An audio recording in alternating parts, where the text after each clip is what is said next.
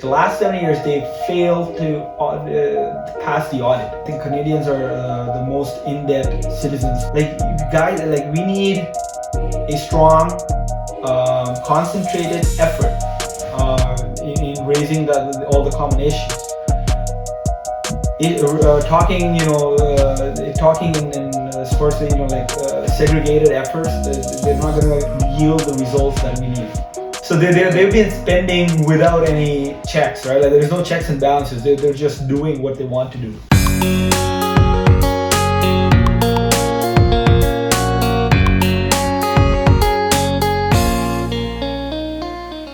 Yeah, so as we were talking, the immigration problem, yes, it is. Yes, we have to agree it is a problem.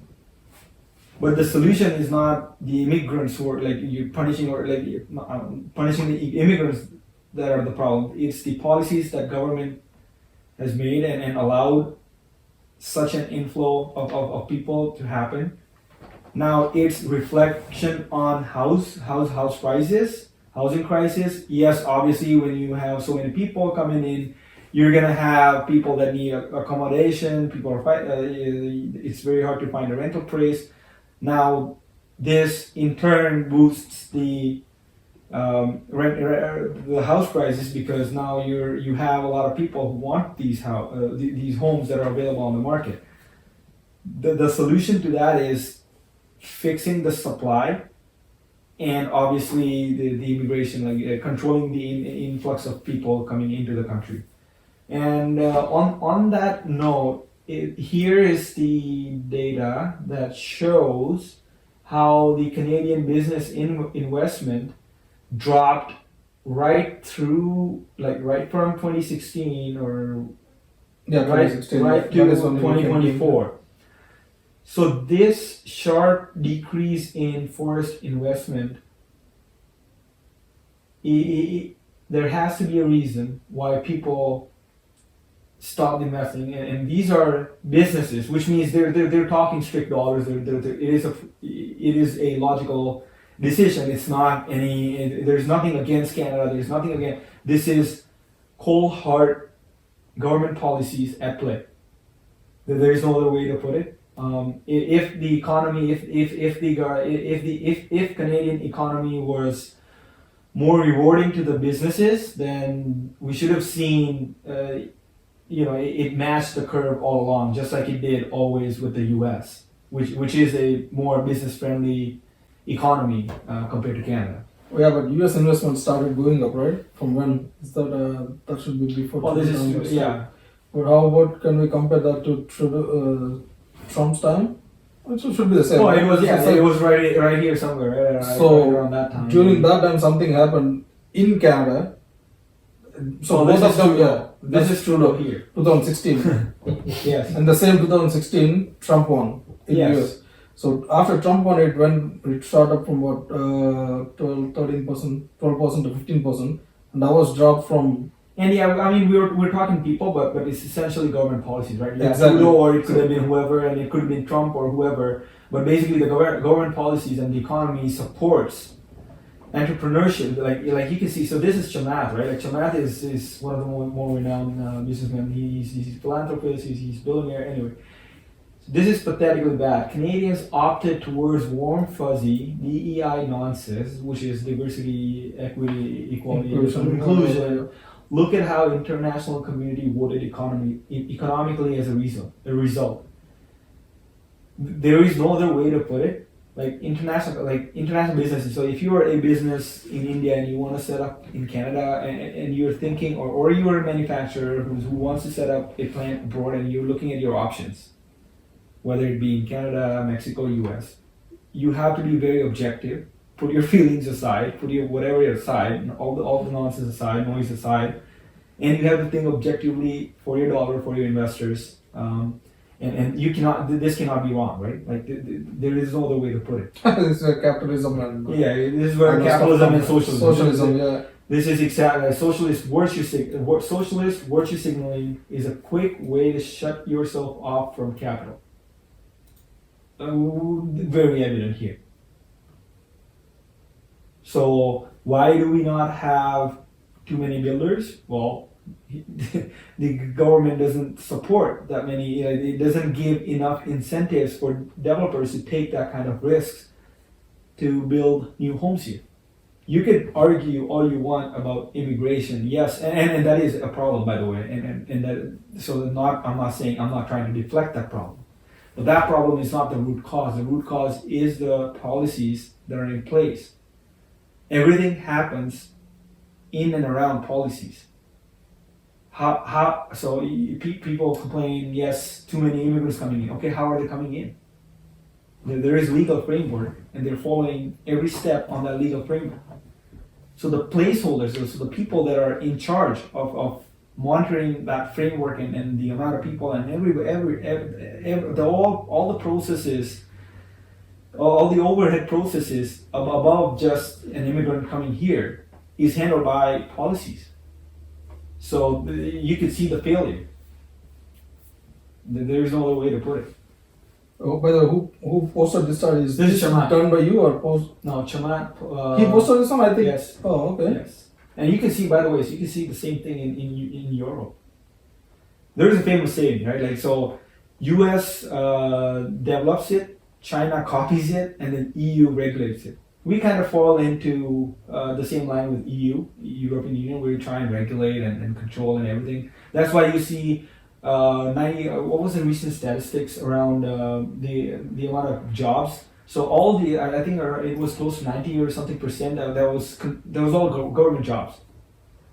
So government is in your way. So look at this. So this is the government sector, and this is your private sector, by period in Canada.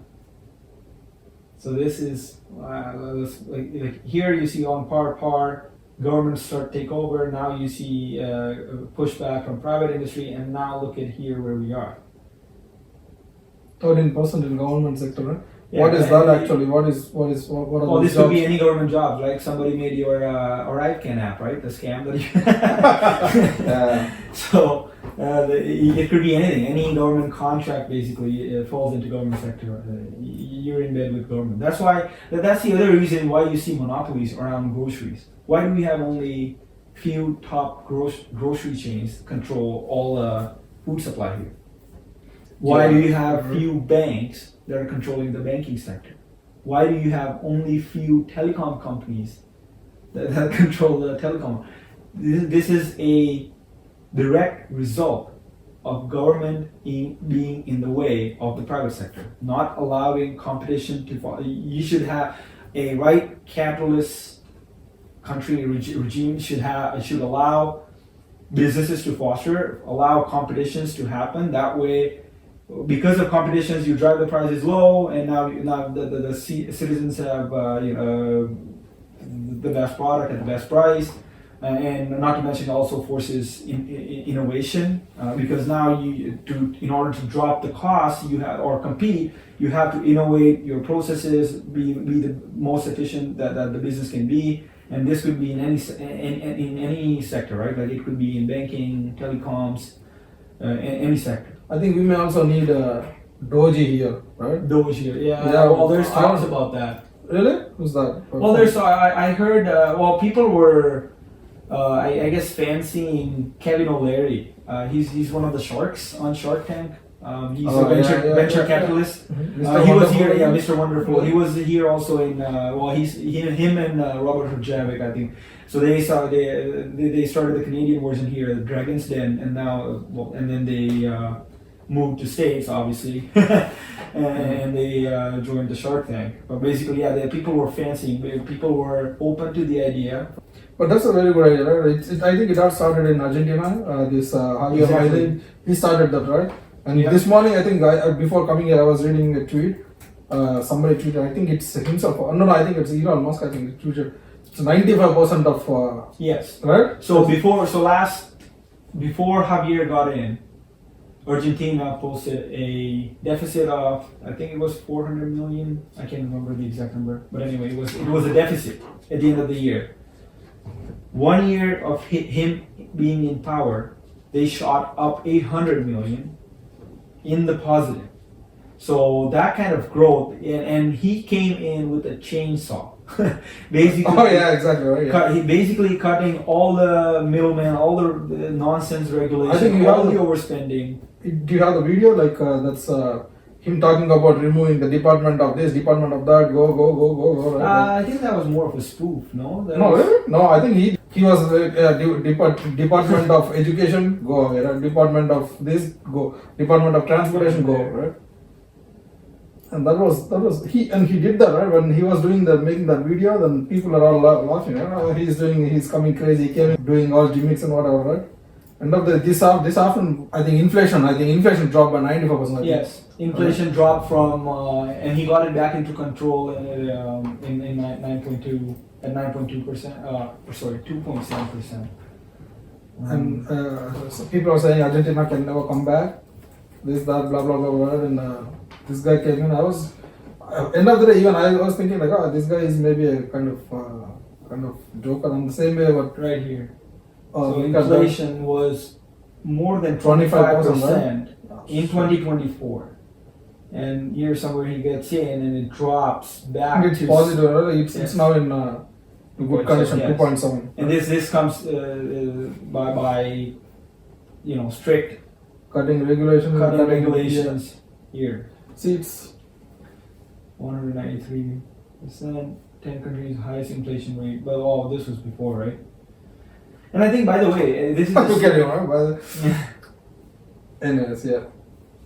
reduced over 30,000 Government job portions. Yeah, that is what I was positions saying. Yeah. and lowered inflation from 25% to just 2.7% in 1 year. And I think we've seen a lot of, and I've heard from, because I've been discussing the idea of Elon's Doge with a lot of family and friends and everybody, and I've seen a lot of pushback saying, oh, it's not going to happen, it's not going to be as promising, oh, there's things that will go wrong, there's this, there, and skepticism is good. It's good to be skeptic, and that way we're cautious and then doing it more. We're paying more attention to what we're doing rather than just going left, right, and center about it. So, I was going. Somebody told that Elon Musk cannot do it. It's just he since he supported Trump or whatever it is, he gave them something, and then he just posted. He created one department of government efficiency and whatever, and then he just gave him that push. But the thing is, after he came, I was looking at his Fox News. I think.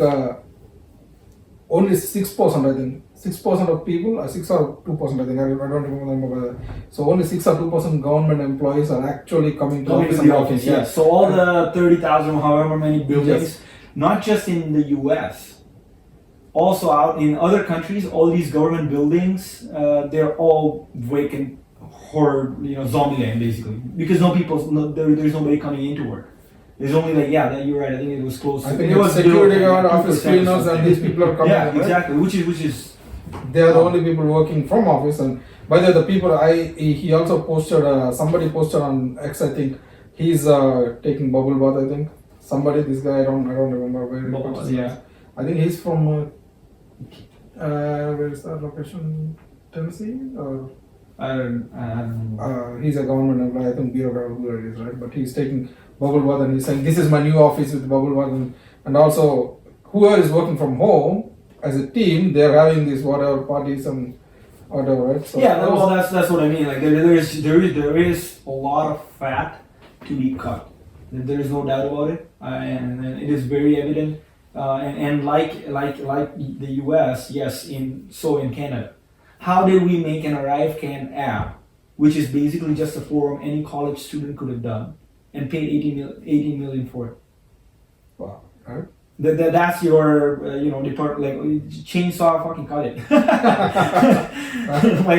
You need $18 million to build an app, and not to mention there's Is that 18 or 80? 18 million dollars they spend on building an ArriveCan app, and if you see the app, it's not $80 million. Like I said, it looks very much like a college student project.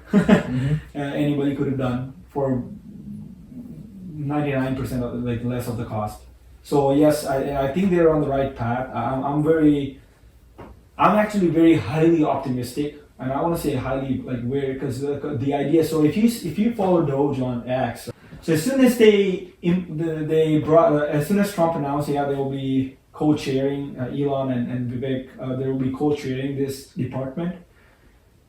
A lot of people, obviously themselves, are coming up, and by the way, this is going to be a very transparent process.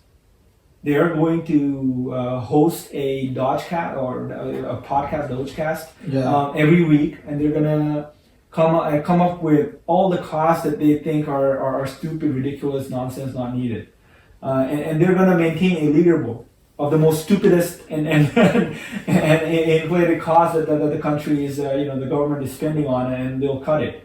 So, and if you see the ideas that people are coming up with, which like NIH in 2023 spent $800 million on workforce diversity outreach, this much on that, this much on that.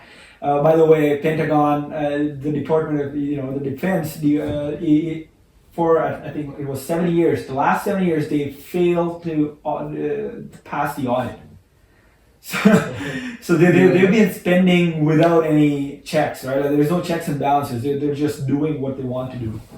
And we obviously, you'll see a lot of people coming up with the ideas too, right? But not to mention the recent project to, I think it was $40 billion to help connectivity in rural areas in America. So government, I think it was Biden administration, they put out $40 billion to for rural areas, internet connectivity, and guess how many people they've connected? 0. Oh yeah, I heard. Yes, yeah. Like spending that money. Elon Musk came with Starlink. Yeah, exactly. So for that kind of money, they could have just asked Starlink to provide the internet services. So every government, I think, and I say every government in all the countries, they should follow like any financial advisor. If I'm overspending, there should be some checks and balances. Right. Yeah. And this is taxpayers' money. Exactly. Zero money. And yeah, I think we have to bring something like this back in Canada, right? Canada needs it big time, yes. Exactly. But it depends upon, I don't know, but yeah, people are saying PP or whoever it is, he's going to bring much big changes in his government, but I don't know if other people in his cabinet will allow that, right? Oh, that's what I'm afraid of too, actually. So. Sorry to cut you off. So yes, peers coming in US. If you I follow the recent election. If you follow the recent election, we saw a clear mandate from the people. So people have asked them. All these the Republicans were fighting for these causes all along through their campaigns. You'll see a constant consistency across all their campaigns leading up to election. There are issues on free speech, deregulation, overregulation, Doge, and all these, no wars and everything. And the kind of result that we've seen in the election, people have provided the Trump administration a clear mandate as to, it's basically, go ahead and fuck them all. like stop them all. We don't want to deal with this issue. So when it comes to Canadian elections next year, will there be a clear mandate given to Pierre Poilievre, or whoever? Yeah, anyway, it seems possible he will be the next prime minister in power. So will people give that kind of mandate to Pierre that will allow him to function the way it needs?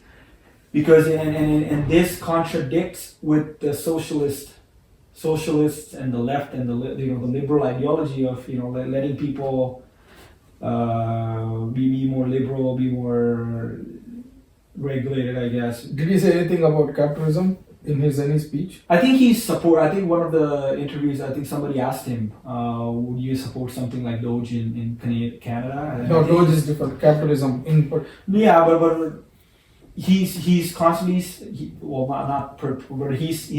in support of building businesses, building the private sector.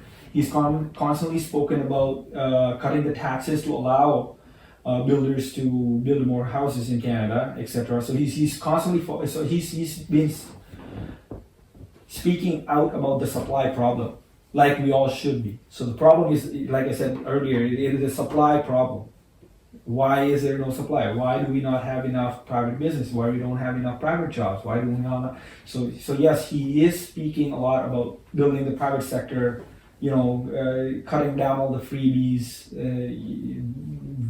radically decrease the mass immigrations, and also maybe send some of them back. I think he also spoke on the 4.9 million Yes. people. The visas are They will, expiring. they'll have to go back. This is what he says. Well, he's asked Trudeau as to what the plan is to deport them or send them back, or what's the plan. And I don't think there is any clear answer. I was going through this the statistics, right? In what IRCC website or somewhere. I think they cut short the number of applicants that are coming. They're going to accept, right, in 2025, starting from 25, 26, and 27. I think I remember seeing that, but I don't know if that includes sending people from here, right? Deporting people who are staying here with expired visas, they have to go, right? I don't know if that is included in there, or are they just going to cut the new applications, right? Like new applicants, I don't know that, but the number is really. I'm under the impression that new applications 36,000, I think. cut. Yeah. 36,000 is what I'm seeing. I think is the lowest value there. I don't remember the number exactly, but I'm just rounding it up right to 36,000. But we were talking to who is that, Cindy, right? In the same, like one of our podcasts. We asked Cindy, okay, what do you think the future will be for housing and whatever? She's like, yeah, I'm expecting polio to, no, not she. People are expecting polio to come back, and polio comes in. I think he's going to make many changes in regulation and blah blah blah, and then housing market is going up in her term, right? And most of the people are, according to her, most of the people are feeling positive, but I would say we have to be cautious about. And that's why I say, yeah, with for example, like I said, with US, I'm very highly optimistic because of the team that's in place and the ideas that they've come up with and the clear mandate that the people's given them. With Canada, I've not seen as strong a team. And yes, we've been voicing a lot of issues, but I've not seen a lot of people speaking up as openly and loudly and in community, and this is for all the people that's outside, right? And I try to discuss a lot of issues even with my friends and family, I think the political activism, politically, a lot of people here in Canada are not politically active or involved in what's happening, and which is the bigger problem, because what happens is if the government is not given a clear mandate as to what's if the administration, and this is what we saw in Liberal by the way, right? Like with the Liberal government, because Liberal did not come up with majority, so they had to team up with NDP. So now they have to play by this, vote bank politics to try and stay in power, and then they're basically handcuffed, and they can't make the kind of changes that Canada needs. So even in Canada, and I've always tried to push a lot of people into, I'll send all the data, try and keep people engaged in the talks. One of the funny incident that happened with a coworker. So we're a few coworkers working somewhere, and then we're talking politics, and then one of the coworkers asks the other guy, he's like, tells the other guys, like, yo, because of you we're screwed, because of you Liberals are in power, and then who is that? Because of who? Well, no, it's just so there's just two co-workers talking to each other, right? And obviously, like, we're a group of work. So one guy talks to the other, saying like, "Oh, it's because of you that we're not." In general, you or it's. Yeah, he was just trying to blame it. He was just like a friendly banter, right? Like he was just trying to say, "Oh, because of you, the Trudeau government's in power, and we're in this deep shit." And then the other guy goes like, "What do you mean? I don't even vote." The other guy goes like, exactly. That's the problem. Exactly, right, yeah. That is the problem. People are not talking politics or the issues that we're facing openly. Well, why do we not, like back home, for example, if there is election, we will be out on streets campaigning, we will be, talking to people a lot about, okay, what's this guy doing, that guy. Even in the US, you've seen a lot of campaigns, the arenas are jam-packed. That means people are,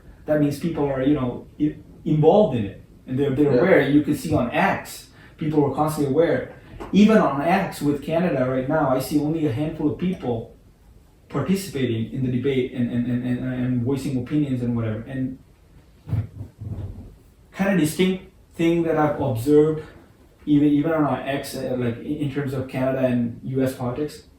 U.S. politics leading to election, everybody basically joined team and started, amalgamating their efforts into one voice.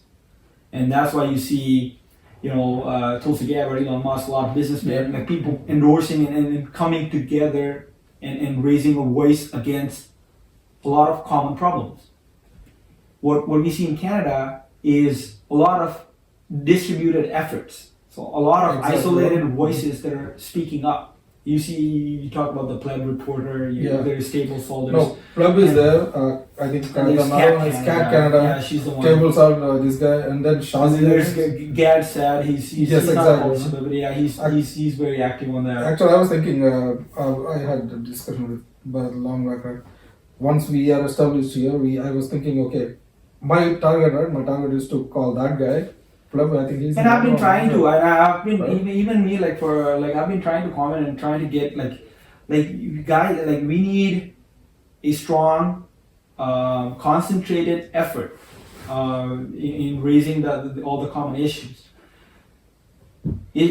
Talking in sparsely segregated efforts, they're not going to yield the results that we need.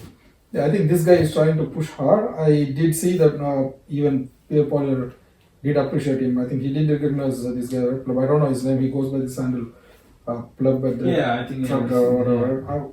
During this Ottawa, whatever, freedom protest or whatever, I was like just browsing, watching some videos on there, and then I got this impression, right? Okay, let me see. Every time his face is popping, I was like, okay, let me see. And then I watched this video once he started, and I'm, to be honest, right, at that time I was like kind of, okay, to do, right? On that, I'm not voting, I don't have any vote right here, I'm just PR, right, I don't know, but still I'm on this side, because somebody, I think I mentioned in the beginning. Yeah. Somebody said, okay, he's coming, this guy is good, this guy, this, that, whatever, he's going to do this, that, and when he's talking, I was like, okay, he's saying something, but against this current government, right? I was like, and then I started connecting the dots. Why is this guy saying? And then suddenly horses came in, forces came in, big rigs came in to pull the trunk, and then the media, all other media that's saying something else, right? Yeah. People are cooking food there. People are distributing food. They're having fun and dancing. Small kids, they bought their inflated castles, right? Yeah. And then this Pleb guy, he's saying something which is matching with that, and then whatever I'm hearing is different. And then I started following, and then I searched his handle on Twitter. I did not follow him for a long time, right? But I kept seeing. I'll go into his profile. I'll start. Okay, what did he say? Well, most of the thing, he's bang on. Yeah, I mean, to your point, there's a lot of people that are voicing the concerns. And Cat Canada recently came in. Right? Since I'm following this guy, that popped up, Cat Canada, and then this another lady, Melissa, I think. Yeah, there are a lot of, like I said, there are a lot of voices, and they're voicing the right concerns. They're raising their voices. But what I think Canada needs is one concentrated effort in raising the voice. People voicing opinions differently, like we're talking here. There's people that are on X. There's Conservative Party, and by the way, Conservative Party, Pierre Poilievre, you've seen, but like who else is on the team? What the plan is? I've not seen as concrete of a plan, idea, or vision on how he's going to tackle a lot of problems, even at least to the scale what we've seen with the U.S. Everything. You could go on X, and I've been on X maybe just past 4 months or something, and then I've just followed this election. But all along, what I've seen is constant talks about ideas, constant talks about problems, and in a way solutions to those problems, and then slowly and steadily people coming together. to face those problems as one, and that's how you see, Robert Kennedy, Robert Kennedy Jr. join in. You saw Tulsi Gabbard, Vivek Ramaswamy, Elon joined in. Bill Ackman endorsed. He's not in the team, I guess, as of now, at least.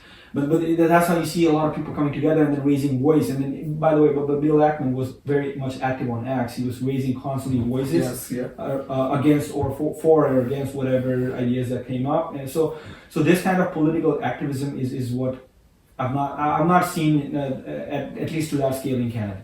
Yeah, that's not there. Even the campaigns, I never heard Polio going for any campaign anywhere.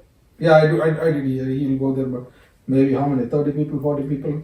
Yeah, I don't know. Maybe it just doesn't work that way because I'm not following like the past elections, so I'm not too sure. But like I don't know, maybe it doesn't work very well here because you can't have people waiting in snow here listening to the podcast like out in public. Yes, but even snow should not stop people from going there. But I think people are not inclined. If you look at the trends in Canada, politics is very low. I was when we were coming. When we are preparing for certain episode, I was going through politics, right? Like, okay, let me discuss with him about this, right? And then politics, only 6%, I think, in Canada. The popular thing I learned. To sum it all, you can't have a government in autopilot.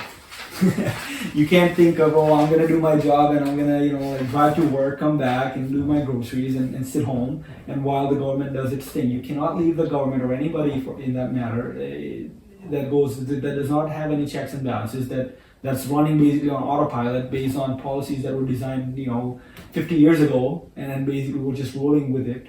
So either if you want that, it's communism. You're not challenging the leadership. You're not speaking up to the leadership, and then that's what that is. This is not democracy then. Another whoever comes in, he should make sure that the inflation goes down. Our foreign trade policy is strong, right? Let it be US or any other country, right? We should have strong policies for developing our internal business and private sector, whatever it is, right? And then reduce unnecessary costs. Bring down the cost of cost of living or whatever. End of the day, that all depends upon inflation, by the way, right? But inflation is government spending one way or the other. Exactly. Yeah, if we can, we should stop unnecessary. Yeah, because whatever spending is taxation on the people. Yeah, recently we actually Bharat, even Ajesh, we do the financial advisor, whatever, right? Like stuff we are licensed here. We do our own business. We do our client. Every time when we talk to people now, right, most of the people they say no, there's no money, right? Yeah. People who are, I think he's talking to somebody.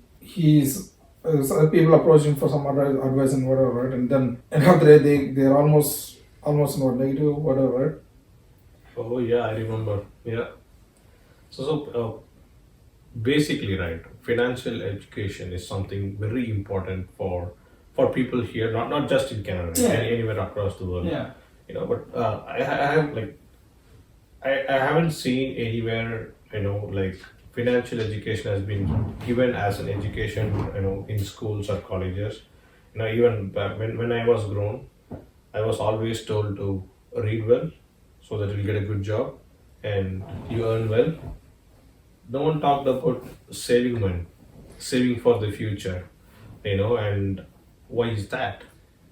Is a question that I had to myself, and is that something like God? No, it's something like do not want anyone to save money, for their future, or is that self-discipline that they have to learn by themselves?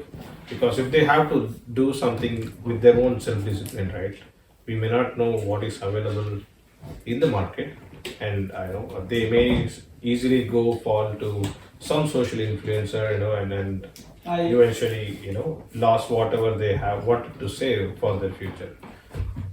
Based on that, I think have to. Yeah. Yeah, you saw. I was going through the Excel and this girl. Too. Yeah. This girl released a crypto and that she don't know anything about finance. This is what I assume, right? She don't know anything about finance. She became popular just because of some other guy. Some 1 10-second video, 30 Yeah, seconds. some other guy interviewed it. That guy eventually went back or like fell back, and then this girl picked up. I don't know how. Even her podcast. Yeah. I heard she's at one point. I think she's number 2 or number 3, just behind Joe Rogan. I don't know what. I have no idea. Right? Well, that's the frenzy. That's what technology enables, right? Like, we're talking here, but we are reaching so many millions, maybe billions people. Well, we could. I mean, not that they're watching right now, but like we're just starting off. I'm very humble in that way. I'm not saying people will, but basically it could. So that whatever 10-30 second video, and there are millions like that, by the way. Exactly. So there's a lot of people that went famous, viral because of that. Like, but that's the leverage technology offers. So Yes, going that's back to the topic. That's a different story. That's a different thing, right? But Yeah. the thing is, people are so. I think we are diverting from our Canadian issues to the entire. The people are not ready. Okay, whoever invested in that particular coin should be freaking dumb, right? Just because of some girl making some action or some saying some word or a phrase or whatever it is, right? And then she became popular, and then she came out with a coin, and people. I was reading a couple of posts on X this morning. So one guy is like, I invested 1.4 million. yeah, and then they lost. And then it's 90%, 95% drop, and it's basically zero. And this guy, and I also read about some guy. He said, I pulled out 34,000. I think he should be from. I don't know where it is. He might be from Canada. I pulled out $34,000 from my kids' education plan, and then I invested here just because he is following that girl and know who the lady was, right? And then he said, it's all gone now. Where should I go? How should I? And this girl, she was on Twitter Space. I think it's her space. I think. Yeah. And she's like, when people start asking questions, she's like, you know what? It's time for me to sleep. And she just went to sleep. Yeah, well, it is a sad reality. Like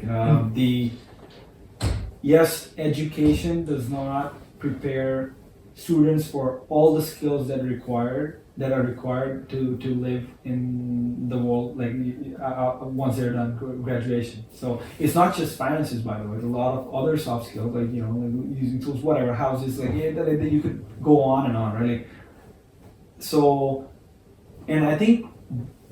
One of the and this is something I heard like a long time back actually. Elon, he wanted to at the time, we could probably check it, but anyway, at the time he was doing private schooling for his kids. Yes. And in his house, right? Exactly, but not traditional education, but like basically from practical perspective. Mm-hmm. So you would go like, okay, open this piece of box or whatever with some bolts and nuts and whatever. Like you don't give them tools right away. Right now, what the education system does is gives them tools right away, and then here's how every tool functions, and then you go figure it out. The approach that he was talking about was, okay, bring a problem, and then say, okay, you can't open a nut basically. Okay, then here's a tool, and so bring a problem and then show them the application and like practical application, and then now they will. Remember, they'll be more prepared, hands-on, problem solving, etc. Yes, the education, but I think we're going in the right direction. I think with even the technological advances that we're making right now, I think will force people, and it will radically reduce people doing jobs. I think LinkedIn founder was he also said like by 2035 we'll have like basically no job that a machine robot computer can't do. So basically people will be like yes. free or Mm-hmm. so we're making strides in that progress. But yeah, the education system right now, it does not fully prepare the student for the world outside. Yeah, in terms of, I want to stick to this financial stuff, right? Education, nobody is teaching people about. I think Pierre Poilievre, I think he mentioned about adding. Is it Pierre Poilievre or the current government? I do not remember who said that, but they are planning to implement that into schools now. They are planning to add financial literacy. I think in as the high school, right? In the high school. From the get go, I think I don't remember, but that is very important. I was talking Ajesh also. I remember last week he's talking to somebody. I just about I think right. He's talking to somebody. He was, I think it's you. He was talking. He talked. He talked about everything, for in a 45-minute conversation or whatever it is. He talked about everything. But when topic came like the same, right? So finance and everything, and slowly. Oh, yeah. So the people, right? People are really scared the moment we talk about finance, right? It could be for multiple reasons. In my perspective, when someone approached me for, talking about how disciplined I could be, financially, the first thing, I need to be ready to be very transparent, because it's for myself, discipline, or maybe to organize myself on, how to plan for my own finance, and I might be, really embarrassed to tell the advisor how bad I am, in terms of how much I'm managing, or how do I really manage with the money, income that I get, so some people will think that what if the person who is interacting with me, look down on how bad I am at managing finance. On the same way, yeah. I'm sorry to cut you there, but on the same way, they are also not that capable of making those decisions. If even I have my concern, but the thing is, these are the same people who are investing in some bullshit, if you ask me, just based on influencers, right? There I can show hundreds of coins, cryptos. Yeah. And people just go put money like this that. could be anything, really, not just coins, by the way, not just crypto. Yes. People made money in the GameStop. Oh yes, right. Yeah, exactly. Right? People got influenced one way, or people get influenced one way or the other. But yeah, the thing is, people are not ready to listen to whoever. For example, he's licensed, everyone's licensed here, right? But people are not ready to listen to those people who are licensed. But this girl, she became a millionaire overnight, right? I definitely think there's a lot of work and that could be done, and improvement that could be made in order to make people more financially stable and aware and of what's going on. And I think to that point, even so, I don't know if you guys know Grant Cardone. He's a billionaire in the U.S. and he proposed the Trump administration to do something like that. Exactly. Because his the Cardone University that he has, they supply. They have all the materials ready to go, and they basically said, you just need the government to say, this will be a part of the curriculum, and now people will be more financially literate. So I think all ideas are welcome. So some people still think like this is not the time for me to save money, right? And that may be not the right approach, or the right thought process for them, because saving is not for today. Oh right? yes, It's like 20 years, 30 years down the line, I won't know what would be the situation, like at present what we are at 3% of inflation. Yeah, right? could be. Right. We don't know the right number. Exactly. I cannot speak how beautiful it is going to be, right, after 20 or 30 years. So I have to be prepared not to manage the situation, how it is going to be, but at least to manage the lifestyle of what I'm having today. If I want to do that after 20 or 30 I think, years. and to that metric, I think Canadians are the most in-debt citizens. Exactly. Yes. Because Yes. Like I said, you see a lot of stats. You can go about charts, but we're not doing good. Yeah, we had that this discussion with somebody in our podcast too, right? Like ours is a debt-based society here. Right? Yes. 100% debt-based society. Anything you want to solve the credit card. I don't know if you know I think I did share that with. I think I was in debt, very bad debt. Right? My car is 37,000. I bought a very new car. I don't know, right? 37,000 cost the car, or 27,000 for the student loan, and credit cards. If you look at my credit cards, I have this big bunch. Right? Yeah. All the banks, X Bank, Y Bank, Z Bank, whatever, right? Including Walmart card, Costco. Obviously, Costco is there. That card, and then what is that card? Crypto.com card. Even Crypto.com Visa card, right? But there's no data on that, right? But the thing is, nobody told how the situation here will be, right? As soon as, very first thing I did, is we landed here, correct? And then we have the shoes we bought. Snow, our uncle, he's from Canada. Before we came, they bought us all the stuff. Everything is there. And then me and my wife went for shopping. I don't know why we bought the shoes. $250. Oh, it's only $250. I will just buy. Only, yeah. Only, right? Yeah. Because we are in that mentality, right? And then the TV is like 168 or something. At that time, it's 48 inch or whatever. Right? We bought that. It's only $150. And by in exactly like 2 or 3 months, we are done. When we were moving from our previous place to Mississauga, I only had $90 in my pocket. Right? Only $90. In that $90, $40 will go for the cab guy. Yeah. Right, because I'm moving, and then he said he need another extra 20 because I have a lot of luggage. They only allow one bag or two, right? I bought all my stuff there, so $20 extra. I had even in that condition, I went to AEW, right? Like AEW, there was a stop in Kingston, and then I went there. I had my fancy stuff for $20. Usually it is only about. Nobody told me how the condition will be here, and thanks to one guy called Vishal, right? He said, okay, stay here until you get your job, stay whatever it is, right? If he's not there, I should be homeless here.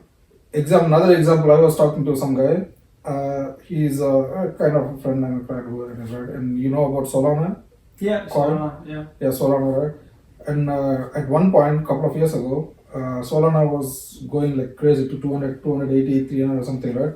And I told him, you know what, Solana will go to $600, but do not jump. Okay, what can I do now? I'm thinking to put that money in Solana. I was like, no, just wait for me, I will let you know. If you ask me, my target is $16. But as soon as it comes to $16, and by the way, there is this thing, right?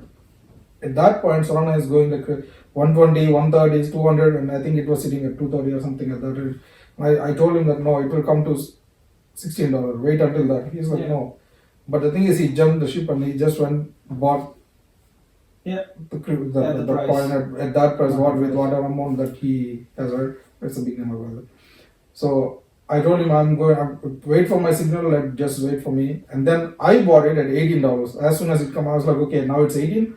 Let me do the dollar cost averaging, whatever, right? And then it went to 18. I started at 20, I think 20 exchange, right? And then started doing dollar cost averaging. And at 18, I said, okay, you know what? I called him. It's the time now. Start buying it.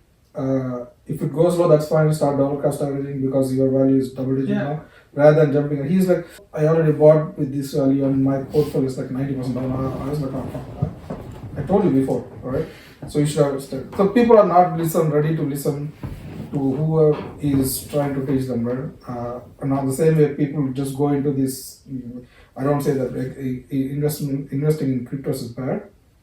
I do invest in crypto, or I advise my clients of the license. I would say as a friendly advisor, you know, okay, we can go this, we can do this. All the crypto that I buy, that's still there, and my clients are still in like they're in positive, right? But the thing is, whenever we try to advise people, hey, you know, this is your condition, try saving for money. No, they don't want. They start blaming government. Okay, this is done. This is not, right? Okay, which is also true, to be honest with you. So, yeah, financial education plays a big part. Yes, we can do a lot in that front. Yes, no, and by the way, it's not just Canada. North America is in general a credit-based economy. Yes, if you go back home, it's cash society. People are just spending what they earn. There's not too much of credit economy. Here, yes, we are credit economy now, and we've seen the effects of that in the U.S. U.S. is like sitting on like $36 trillion in debt right now. Yeah. So if the U.S. government is doing that, then everybody, you know, it tells you the economy is fueled by all the credit and the debt that everybody takes in. The big factor affecting that, I feel, yes, the education part, yes, the economy, is also the cost of living. I don't think I don't think we've spoken enough about that. And in Canada, if you're making over $100,000, you're in top 1% of the earners. Yes, kind of, yeah. No, this is numbers. So this is true. So in Canada, if you make over $100,000, you're in the top 1%. Top 1%, you should be living your the dream life. But $100,000 doesn't cut it. So if I'm making $100,000 after taxes and all the expenses and everything, so let's say I was living by myself in a 1-bedroom condo apartment, whatever, which in Kitchener right now is whatever, it's 1,600, 70, well, anyway, whatever that number, 1,500 per month. And then you take groceries into account, you take the phone bills into account, you take the gas, the amount of money that you're left with after is not that it's not that good. So the bigger problem I think is we could do a lot more in the cost of living front, in my opinion. To move people away from and obviously the financial education is important, and which will get people to invest and be more cautious on what they're doing with their money. And now going to crypto, I think majority or maybe even close to all people, I don't think they understand the technology, the underlying technology that's behind it. People are just jumping in. And sometimes you're right, sometimes you're wrong, sometimes you're just riding on the wave and you'll be right, just like anything else. So I personally don't trade crypto. I do strategically invest in Bitcoin. Trading for quick profit is not something that I do. Or you need to understand the technology before you decide to trade. And I think a lot of people would be more appreciative of how the whole technology is working once they understood what's going on, and then they will be even more cautious on what to invest or trade and whatnot. And why did you go into Bitcoin, by the way? So when did you go actually? When did you enter that? Well, I mean, in and out. I'm not that. It's just for me to diversify. I'm not that long. Well, not that. I'm not that heavily invested in. I just sparsely. It's just sparsely just to diversify myself. To understand crypto, I think you have to take a step back and understand what's money. Right? Like, okay, well, what's your dollar amount? So, or how does this dollar bill or money came into place? Back in the day, it was a barter system. Right, like so if you're a farmer and I'm a farmer, you're growing wheat, I'm growing apples, whatever. We'll just make it up. And if you wanted to buy apples, then we'll come to terms that okay, I'll get 1 sack of wheat for a dozen apples, whatever. That was the barter system, right? And it was obviously a lot inefficient. What if I don't want the wheat? What if you don't want the apples, and vice versa? And people came with money. It was gold minted coins, silver coins, and it is basically a transfer of value, one way or the other, right? Like so. After that, people everything was back based on gold. This is the rise of British Empire when everything was gold-based economy. Now. Yes, it is a lot more efficient because everybody would want gold. The reason why everybody would want gold is because it's scarce. There is scarcity, just like scarcity of new homes in Canada. So people. Sorry. It just depends on supply and demand, right? The number of gold coins that are minted, even that's but there's a finite. There's finite. There's finite amount of gold on Earth, so that's why people came to say, okay, we will trade on gold based on how much gold we have, vice versa. But it was still inefficient. So let's say this was rise of the British Empire, right? Like, let's say Europe, Britain, and India wanted to trade amongst themselves, and they had to settle at some point. Now you have to ship all this gold and back and forth to try and settle the accounts. And the cost of doing that was obviously inefficient, not to mention the time to do that for that trade to happen. So people decided, okay, we'll do coins or currency backed by gold. So that was the born of the sterling, which was backed by gold, and they said, okay, we'll trade based on the base. So everybody will get the sterling based on the amount of gold reserves that they had, and then we'll trade based on that. Okay, now. And then World War I happened, and World War II happened, and Britain lost a lot of gold. There was a lot of transfer of gold from the British Empire to the US, That's how U.S. ended up being the largest holder of gold, so to speak. And once they had that, they said, okay, we'll start using U.S. dollars for trade because they have most gold now. It only makes sense to trade based in U.S. dollars. And by the way, they are also a lot of moves that they made during the time. For example, they tied the dollar to petrol with Saudi Arabia in the Middle East. So basically, the Middle East they found that the country found their oil reserves, but they didn't have the technology to refine it. So U.S. said, okay, we'll provide you with that technology, and then anyway, that's the history of how everything ended up being U.S. dollars. Now today, yes, everything's based on U.S. dollars, not directly with gold, but there is still deficiencies in the system. So, for example, you want to send money back home, there is middlemen, banks take a lot of charge, exchange rate, etc. So how do you get around that? So if you look from where we've come, barter system to gold to sterling to US dollar, all along we have constantly increased efficiency of trade, reduce the cost, and increase the efficiency of trading. So it only makes sense, the next step, if you extrapolate the next point, the next step is blockchain.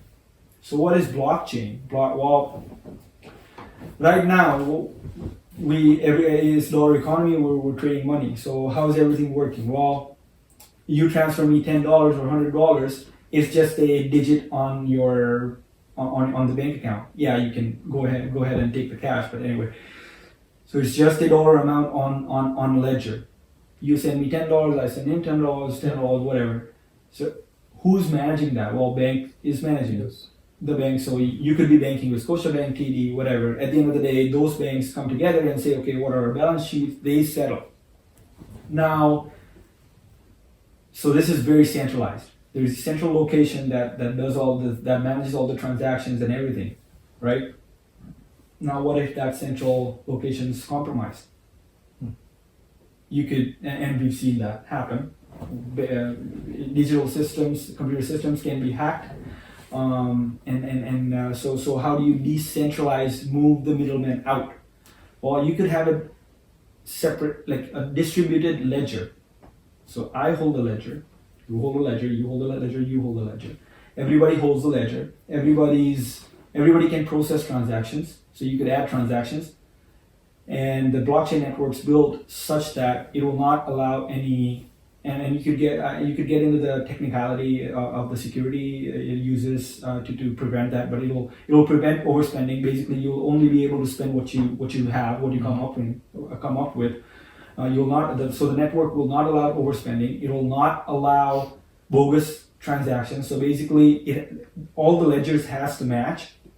And if he decides to forge a transactions, it will be rejected by the blockchain because we'll have, and this is a mathematical problem, but the blockchain will have more computational power, and it will say, okay, this is not right.